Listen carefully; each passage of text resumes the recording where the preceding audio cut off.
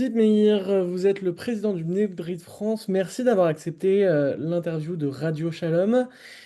Et ce matin, le journal L'Opinion révélait des propos du chef de l'État, Emmanuel Macron, reprochait à la communauté juive de France d'avoir oublié son histoire universaliste. Est-ce que vous pensez qu'aujourd'hui, on a atteint un point de non-rupture entre le président de la République et les Juifs de France? Écoutez, si ces propos qui ont été effectivement relatés par la presse et tenus, qui auraient été tenus au Conseil des ministres, qui plus est, étaient avérés, ce serait évidemment plus que choquant. Ce serait un point qu'on ne pouvait pas imaginer jusqu'à présent et un point évidemment complètement inoubliable. Vous savez, reprocher de façon à peine voilée à la communauté juive un oubli de son universalisme, c'est une attaque. C'est une attaque violente, brutale, et inédite, comme finalement on ne l'a jamais eu dans notre histoire contemporaine, a fortiori dans la bouche d'un chef de l'État. Vous savez, les Français juifs et les Juifs en général n'ont pas de leçons à recevoir pour leur universalisme, de personne.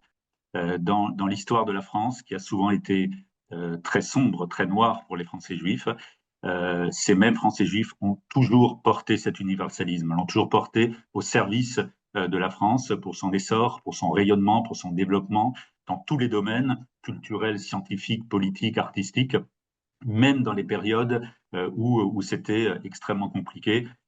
Comme vous le savez, chaque Shabbat en France, chaque Shabbat, les Français juifs récitent la prière pour la République dans toutes les synagogues de France, comme signe de cette fidélité, de cette loyauté, de cet universalisme.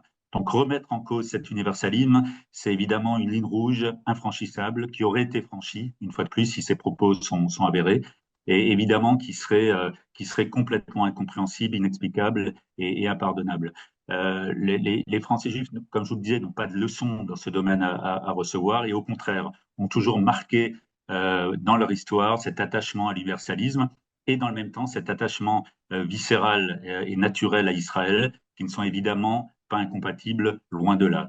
Donc très clairement, ces propos, oui, s'inscrivent dans une séquence maintenant longue de plusieurs mois qui a commencé en réalité le 7 octobre avec des déclarations du chef de l'État de plus en plus incompréhensibles, de plus en plus stigmatisantes, à la fois contre Israël et contre les Français juifs. Et vous savez, le plus grave dans ces propos, s'ils sont confirmés, c'est que finalement, ils ne feraient qu'alimenter, voire amplifier un climat qui est déjà, on le sait, très difficile pour les Français juifs, un climat d'antisémitisme comme on n'a jamais eu depuis des décennies. Et aujourd'hui, les Français juifs attendent de leurs autorités politiques et a fortiori du chef de l'État d'être protégés et non pas d'être stigmatisés, non pas d'être mis à l'index. Donc oui, clairement, ces propos sont extrêmement choquants, seraient extrêmement choquants s'ils sont confirmés et sont inoubliables avec vraiment quelque chose de franchi qu'on n'imaginait pas franchissable il y a encore quelques mois. On se souvient au moment du déclenchement de la guerre des Six-Jours, des propos du général de Gaulle, le peuple d'élite pour parler des Juifs, les déclarations de Raymond Barre sur les Français innocents au moment de l'attentat de la rue Copernic, et les révélations sur le passé collaborationniste de François Mitterrand. C'est des moments qui ont marqué une rupture entre des responsables politiques et la communauté juive de France. Est-ce que vous pensez que si les propos d'Emmanuel Macron sont avérés, on est à ce niveau-là? S'ils sont avérés, comme vous dites, ces propos s'inscriront bien évidemment dans cette lignée des déclarations inacceptables qu'il y a eu dans l'histoire entre les plus hautes autorités de l'État et les Français juifs. Mais vous savez, il y a une grande différence entre la période actuelle et celle que vous mentionnez, que ce soit sous l'époque du général de Gaulle, plus tard d'autres présidents de la République qui auraient eu des propos choquants. La grande différence, c'est qu'aujourd'hui, nous sommes et nous faisons face, nous, Français juifs, et nous, amoureux de la République, nous faisons face à un tsunami antisémite qui n'était pas de cette taille-là, qui n'existait pas à l'époque, en tout cas pas de cette nature-là. Et depuis le 7 octobre, donc maintenant depuis bientôt 2 ans, les Français juifs sont obligés, pour certains, de cacher leur identité, d'enlever leur mezouza. On voit des agressions, on voit des tags, on a vu des actes terribles contre des jeunes Français juifs par pur antisémitisme. On n'avait pas besoin de cela. Dans ce contexte actuel, on n'avait pas besoin de cela.